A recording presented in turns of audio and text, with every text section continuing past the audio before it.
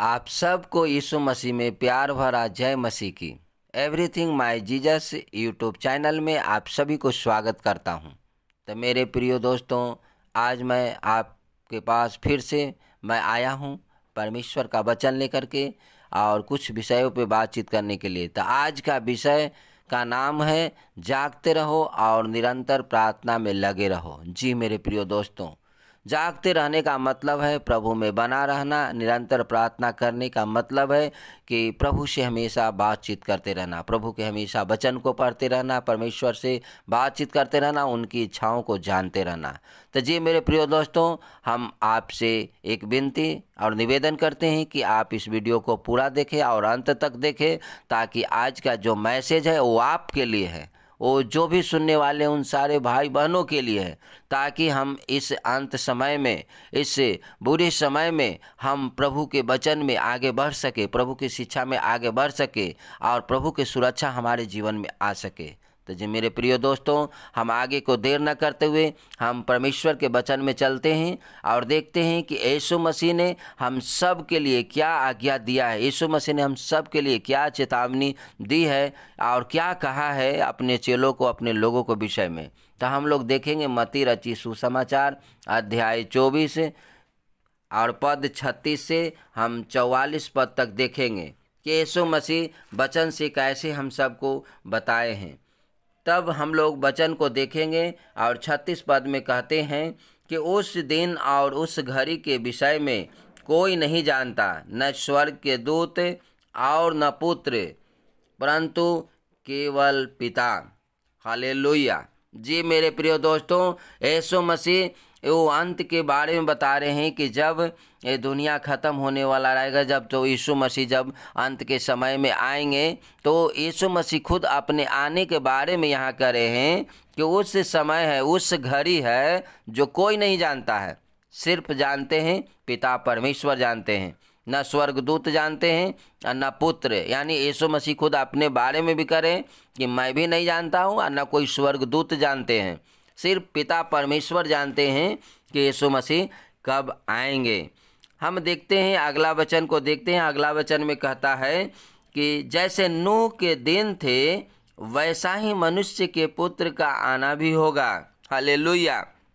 जी मेरे प्रिय दोस्तों, जब हम देखते हैं पुराना नियम के किताब में पढ़ते हैं तो नूह के बारे में उत्पत्ति में देखते हैं, पढ़ते हैं, देखते हैं कि जैसा नूह के दिन थे, कि नूह के दिन में लोग सब खाते थे, पीते थे, सब एक साथ बैठते थे।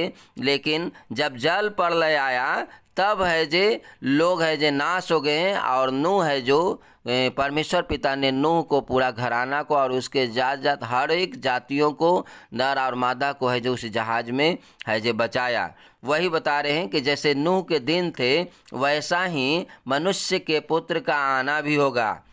अगला वचन देखते हैं, क्योंकि जैसे जल प्रलय से पहले के दिनों में जिस दिन तक कि नूह जहाज पर न चढ़ा, उस दिन तक लोग खाते पीते थे और उसमें विवाह होते थे। जी हाँ मेरे प्रिय दोस्तों, जैसा कि मैंने पहले बोला कि जब तक नूह जहाज पे नहीं चढ़े, जब तक जल प्रलय नहीं आया, तब तक लोगों में शादी विवाह होते थे, वो लोग खाते भी पीते थे। अगला वचन देखते हैं और कहता है, और जब तक जल प्रलय आकर उन सब को बहा न ले गया, तब तक उनको कुछ भी मालूम न पड़ा, वैसे ही मनुष्य के पुत्र का आना भी होगा। हालेलुया। जी मेरे प्रिय दोस्तों, यहाँ पे बाइबल का वचन स्पष्ट कहता है कि लोगों को जैसे मालूम नहीं पड़ा था कि यहाँ जल प्रलय आने वाला है और हम सब नाश हो जाएंगे, वैसे ही यहाँ बताता है कि मनुष्य का पुत्र भी उसी प्रकार से वो आएंगे और लोगों को मालूम नहीं चलेगा। 40 में कहता है, उस समय 2 जन खेत में होंगे, एक ले लिया जाएगा और दूसरा छोड़ दिया जाएगा। हालेलुया। जी मेरे प्रिय दोस्तों, यहाँ स्पष्ट बाइबल कहती है, बाइबल का वचन कहता है कि 2 जन होंगे, एक ले लिया जाएगा और एक छोड़ दिया जाएगा। कि यानी कि उन लोगों के लिए कह रहे हैं जो लोग निरंतर प्रार्थना करते रहेंगे, लगातार है जो प्रार्थना करते रहेंगे और प्रभु में हमेशा जागते रहेंगे, उन लोगों को है जे प्रभु है जे उठा लेंगे। और जो लोग है जे संसारिकता में जीवन व्यतीत कर रहे हैं, वो अंधकार के जीवन में जी रहे हैं, वो संसारिकता हर एक कार्यों को कर रहे हैं, उन लोगों को है जे छोड़ दिया जाएगा। उन लोगों को बारे में यहाँ बताया जा रहा है। अगला वचन देखते हैं, उसमें कहता है 2 स्त्रियां चक्की पीसती रहेंगी, एक ले ली जाएगी और दूसरी छोड़ दी जाएगी। जी हाँ मेरे प्रिय दोस्तों, दो औरतों की कहानी यहाँ पे बता रहे हैं कि 2 औरत रहेंगी, वो चक्की पीसते रहेंगी और एक को है जो ले लिया जाएगा और दूसरे छोड़ दिया जाएगा। यानी जो प्रभु के लोग होंगे उनको है जो प्रभु है जो सुरक्षा के लिए उठा लेंगे, बचा लेंगे और दूसरे को है जो छोड़ देंगे। 42 में देखते हैं, इसलिए जागते रहो क्योंकि तुम नहीं जानते कि तुम्हारा प्रभु किस दिन आएगा। हालेलुया। जी मेरे प्रिय दोस्तों, प्रभु इसीलिए बोला है कि तुम जागते रहो क्योंकि हम आप कोई नहीं जानते हैं, कोई संसार के लोग नहीं जानता है कि किस समय है जो प्रभु यीशु मसीह आएंगे, किस समय प्रभु है जो यहाँ पे आएंगे, इस धरती पे फिर आएंगे।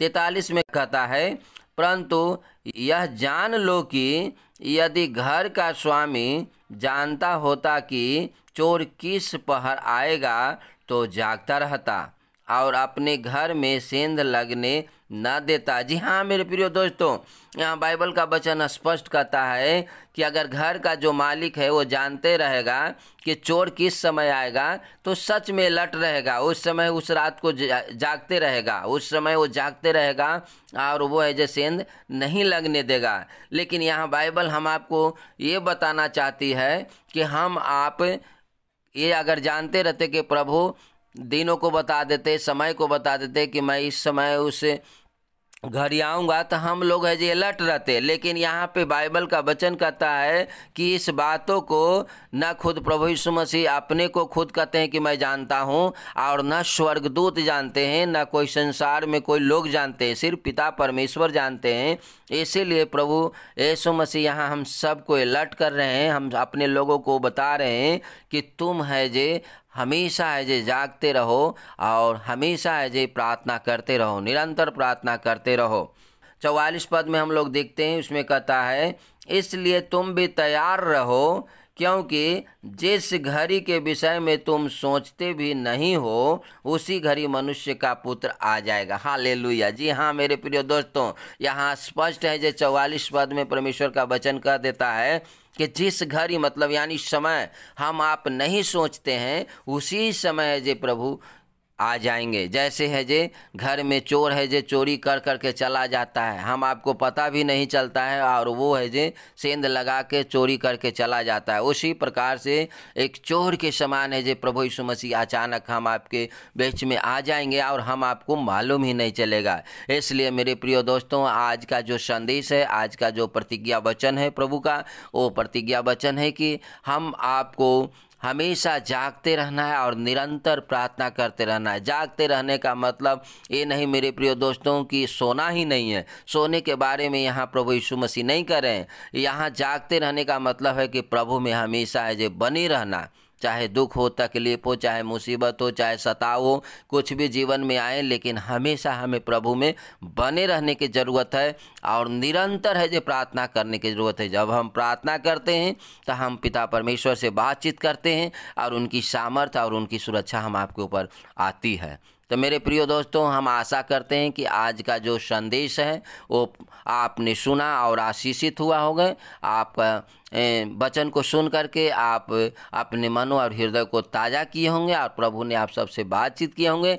इसके लिए हम परमेश्वर पिता को धन्यवाद करते हैं कि परमेश्वर पिता ने हम सब के बीच में इस वचन को, इस संदेश को दिया ताकि हम सब है जे हमेशा जागते रहें और निरंतर प्रार्थना करते रहें।